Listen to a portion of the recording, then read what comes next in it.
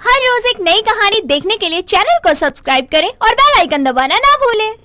कुमुद अपने दो बच्चों साहिल और मिनल के साथ एक छोटे से मकान में रहा करती थी।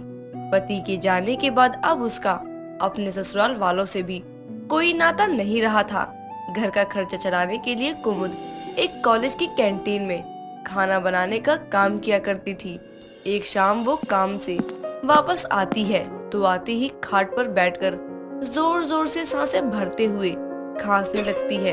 तो उसकी बेटी मिनल उसे एक गिलास पानी देते हुए कहती है, माँ माँ आप ठीक तो है ना, ये लो पानी पियो। कुछ नहीं मिनल, अब तेरी माँ की उम्र हो चली है तो बस पैदल आते जाते कमजोरी महसूस होने लगती है। हाँ तो एक दिन छुट्टी लेकर घर पर आराम कर लो ना माँ। अरे बेटा, तेरी गरीब माँ की किस्मत में आराम कहाँ। आराम करूँगी तो जो कर्जा लिया है वो कैसे चुकाऊंगी। माँ भले ही कर्जा आपने लिया हो, लेकिन लिया तो हमारी पढ़ाई के लिए है ना। माँ मैं सोच रही थी कि मीनल तू जो भी सोच रही थी माँ को खाना देने के बाद बता दियो। वो थक कर आई हैं और तू उनसे बात करना चालू हो गई। हाँ हाँ माँ, आप हाथ मुंह धो लो, मैं अभी खाना लगा देती हूँ।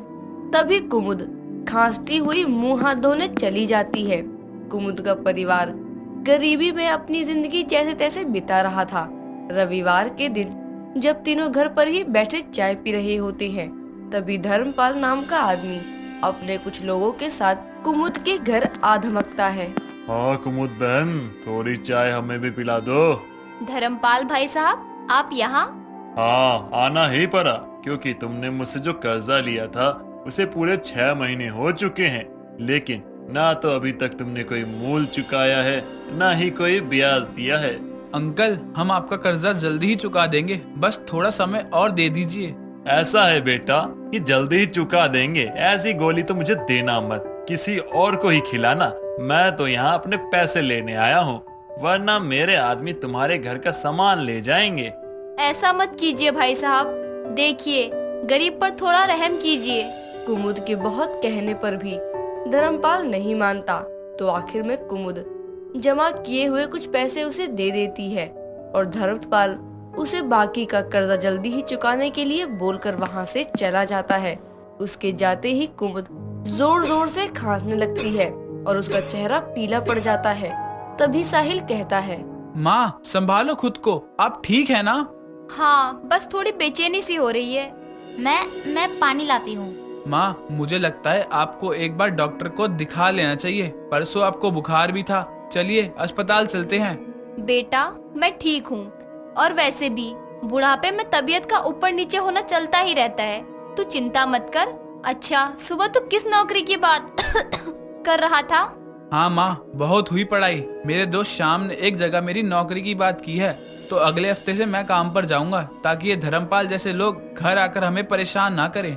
हाँ माँ, इसलिए अब आप बस घर पर रहो, अपनी सेहत पर ध्यान दो, भैया सब संभाल लेंगे। मेरे बच्चों, तुम्हारी माँ इतनी कमजोर नहीं है कि घर के खर्चे का भार तुम्हारे नाजुक कंधों पर डाल दे। समय के साथ सब ठीक हो जाएगा, अपनी इस गरीब माँ पर भरोसा रखो। कुमुद अपने बच्चों को तो समझा देती है, लेकिन वो खुद नहीं जानती थी कि आगे की जिंदगी कैसे काटने वाली है। बाकी का बचा कर्जा चुकाने और अपनी बेटी की शादी करने के लिए वो दिन रात काम कर पैसे जोड़ने लगी थी। साहिल भी एक ठेकेदार के यहाँ काम पर लग गया था। समय बीतता है, इस बीच काम के चलते कुमुद अपनी सेहत को कुछ ज्यादा ही नजरअंदाज कर देती है। एक रोज वो घर पर लौट रही होती है, तभी उसकी सांसें फूलने लगती हैं और खांसी आने लगती है।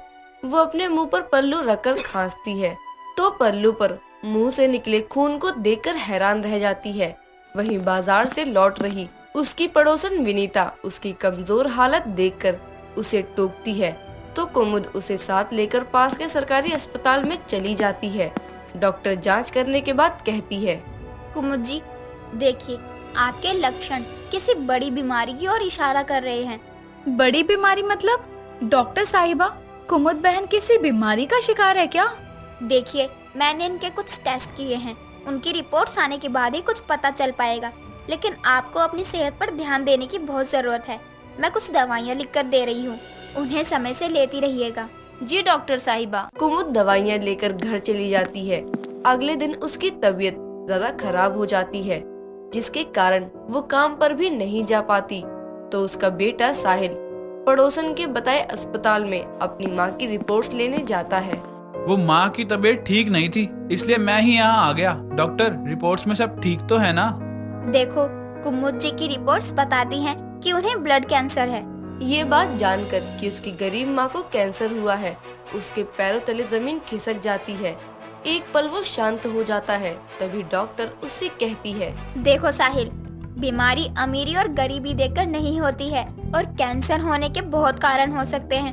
तुम्हें उन्हें शहर के किसी अच्छे अस्पताल में ले जाना चाहिए जहाँ कैंसर का ट्रीटमेंट हो सके। डॉक्टर, माँ के इलाज में कितना खर्चा हो जाएगा? देखो साहिल, कुछ कह नहीं सकते। कैंसर का ट्रीटमेंट बहुत महंगा होता है, लेकिन अगर ठीक से इलाज मिला तो तुम्हारी माँ शायद बच भी सकती है। इसलिए अभी कुछ कहना मुश्किल है। बच भी सकती है? हैं? आप क्या कहना चाहती हैं? मैं तुम्हें जो सच है वही बता रही हूँ कि कैंसर एक बड़ी बीमारी है। इससे मरीज की जान भी जा सकती है। डॉक्टर की बातें साहिल को अंदर से तोड़ देती हैं। वो नम आंखें लिए अस्पताल से निकल जाता है और सोच में पड़ जाता है कि अपनी माँ को मौत के मुंह से कैसे निकाले। वो सोचते अपने घर पहुँचता है। उसका उदास चेहरा देखकर खाट पर लेटी बीमार कुमुद के पूछने पर वो उसे कुछ नहीं कहता और मुस्कुराकर अपनी माँ को गले लगा लेता है। समय बीतता है, कुमुद की हालत बिगड़ती ही जाती है। साहिल उसे इलाज के लिए शहर ले जाने के लिए दिन रात मेहनत करना शुरू कर देता है। एक रोज वो देर रात घर लौटता है तो मिनल अपनी माँ की रिपोर्ट्स लिए उसके सामने खड़ी हो जाती है। माँ को कैंसर हुआ है और ये बात आपने मुझसे छुपाई क्यों भैया? धीरे बोल मीनल, माँ ने सुन लिया तो ठीक नहीं होगा। मैंने छुपाई नहीं, बस मुझे समझ नहीं आ रहा कि मैं क्या करूँ।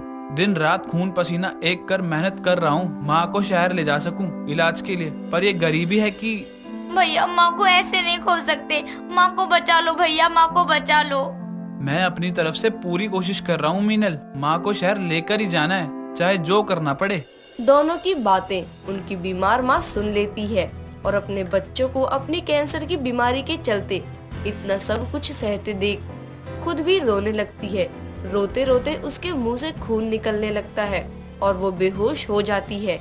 ये देख साहिल और मिनल हैरान हो जाते हैं और उसी समय दोनों अपनी बीमार माँ को लेकर अस्पताल पहुँचते हैं, जहाँ उसे एडमिट कर लिया जाता है।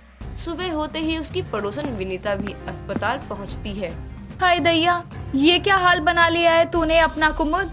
बीमारी के चलते तो तेरा पति भी दुनिया से चला गया, कहीं तू भी? नहीं, माँ को कुछ नहीं होगा। माना वो बीमार है लेकिन ठीक तो हो जाएंगी। हम उनका अच्छे से इलाज करवाएंगे। आप लोग शांत हो जाइए, मरीज को आराम की जरूरत है। साहिल, मीनल, तुम्हारी माँ की हालत बहुत नाजुक है। हमने इन्हें एडमिट तो कर लिया है, लेकिन उनका इलाज यहाँ नहीं हो सकता। डॉक्टर, मेरी माँ को बचा लीजिए, बस एक दिन का समय दीजिए, मैं पैसों का इंतजाम करता हूँ। इतना कहकर वो घबराते हुए अस्पताल से निकल जाता है और गांव में अपने जानने वाले लोगों से पैसों की मदद मांगता है। साथ ही अपने बैंक में रखे पैसे भी निकाल लेता है। साथ ही धर्मपाल से कुछ पैसे उधार लेकर अगले दिन अस्पताल पहुंचता है तो देखता है उसकी बीमार माँ मिनल का हाथ पकड़े लंबी लंबी सांसें लेते हुए बस उसे देखे जा रही होती है कि डॉक्टर उसकी हालत देखकर अपने हाथ खड़े कर चुके होते हैं। तभी अपनी आखिरी सांसें गिनते हुए गरीब माँ अपने दोनों बच्चों से कहती है, मेरे जाने के बाद कभी एक दूसरे का साथ मत छोड़ना मेरे बच्चों। तुम्हारी गरीब माँ को यह कैंसर की बीमारी भले ही इस दुनिया से रवाना कर रही, लेकिन मेरा आशीर्वाद तुम पर हमेशा बना रहेगा। नहीं नहीं माँ, ऐसा मत कहो। बाबा भी बीमारी के चलते हमें छोड़कर चले गए और अब तुम भी। अपना ख्याल रखना मेरे बच्चों। इतना कहकर वो गरीब माँ अपनी आखिरी सांसें लेती है और मिनल अपनी माँ को यूं शांत पड़े देखकर फूट फूट कर रोती है। दोनों भाई बहन कैंसर के शिकार अपनी गरीब माँ की चिता को आग देकर उसे अंतिम विदाई देते हैं, लेकिन उनके मन में ये अफसोस हमेशा के लिए रह जाता है कि गरीबी के चलते वो अपनी गरीब माँ का इलाज ना करा सके।